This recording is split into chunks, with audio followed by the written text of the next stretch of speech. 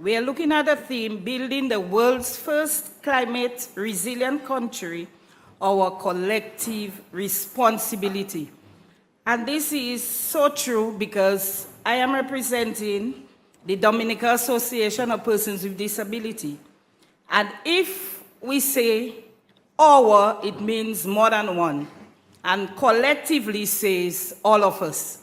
So, as our motto says, nothing about us without us.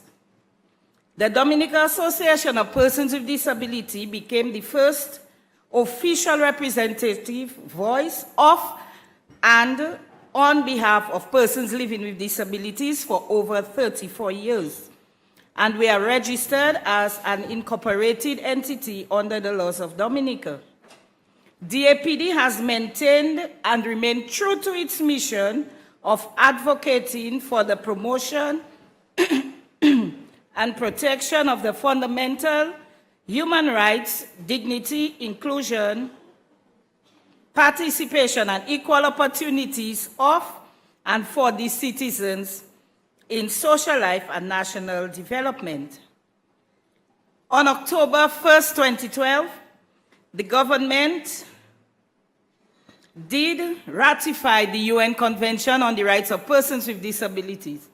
However, we are saying 5 going to 6 years now, we are disappointed because this ratification has not yet, I use the word yet, been translated into real implementation. We are still awaiting the establishment of either the National Disability Council or the administrative machinery that was to have been the focal point for monitoring and implementing the convention. Our purpose for being here today is to dialogue on the government's pronouncement relating to building back a better concept and a climate resilient Dominica. And like the bishop said, can any good thing come from Maria? Well, from DAPD standpoint, we say yes, hopefully. And I listened to Mr. Blackmore, where he stated that so many homes have been reconstructed and they're looking at building homes. We heard of the UNPD building some homes. Now, the Dominica Association of Persons with Disabilities, we are doing a documentary film on our members. And as we go around the country, we are hearing stories. And one of these stories is that I am hearing from Mr. Blackmore that they are building, but our members are saying that not even the village councils are looking out for them. And as far as housing is concerned, they do need housing. And we're looking at 2 articles here today, Article 9 and 11 of the UN Convention, where we look at accessibility. The Prime Minister says we are now fixing what has been broken and we are righting the wrongs. We are saying accessibility is a must in this century that we are living in. And in the whole Build Back Better concept, we look at accessibility. So we are saying nothing about us without us. And if we are here collectively, involve us in the decision-making process. Because we are the experts as far as accessibility is concerned. We look at accessibility this morning. It was a challenge. And we are looking at if the representative who had to present here today was a wheelchair user, we would have a problem.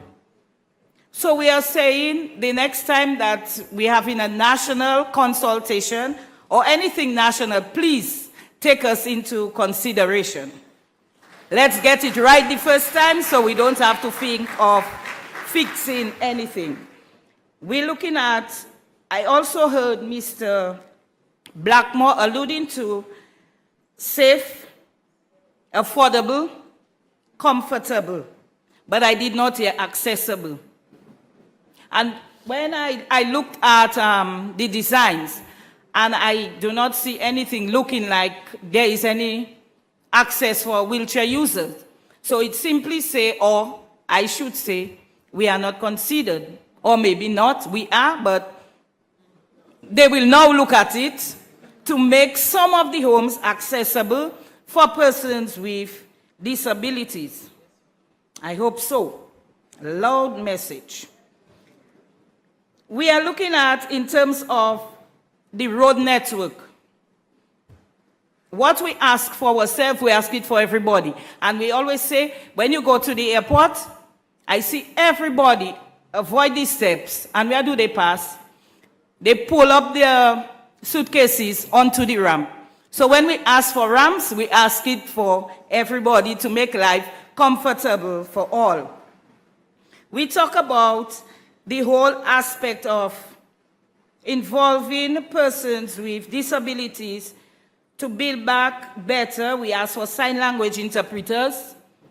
And this is one of the things that we as an organization have been doing. We have training for sign language interpreters to learn sign language. Again, if somebody they should not be prevented from attending any of this forum if they were the president, because there is lack of sign language interpreters. So we are saying, take all this into account when you look at organizing anything on a national level and deciding to invite the DAPD. We look at the promotion of the whole ICT part of it. And we are saying there that it is amazing persons who are blind and visually impaired, they too can access their telephones. So we are saying whatever you do, involve us in it. And part of the ramps, we just want to say thanks to, I'm the eye for the organization as president, that I saw that Crams in Maho, they have that little ramp for a wheelchair person. But I am asking the mayor is here in the city of Roseau, please, we have been saying it over and over. There is something at Hallsborough Medical Center, please remove it, because you will disable people more than think you are assisting the disabled. It is not a ramp, it is a something. So we are asking you, please, as an organization, to remove it, because there is no way that you can access that thing, because we don't call it a ramp, to enter into Hallsborough. Article 11 speaks about the whole situation of risk and humanitarian emergencies. And just as I said, we are doing this filming, and there is this, one of the examples, somebody was saying, go back to the olden days, how we used to do things. And there is this member of ours who is speech and hearing impaired. She cannot hear, so she was not informed that a hurricane was coming. And she lives alone. And when it was whatever time in the night, someone they broke her window to come in to see if she was okay. And she was scared. And she did not know that there was a hurricane or anything. She went to sleep as normal. And we are saying there that they can read. So whatever way that we can inform village councillors, ensure that the disabled, the elderly, and the children are well taken care of before any disaster. It's not only about hurricane, and hurricane gives us time. So as village councillors, you have enough time to ensure that these persons, we talk about vulnerability, we are the most vulnerable in the society. So please look out for us. And as we say, DAPD stands, and we are available to be part of any national reconstruction.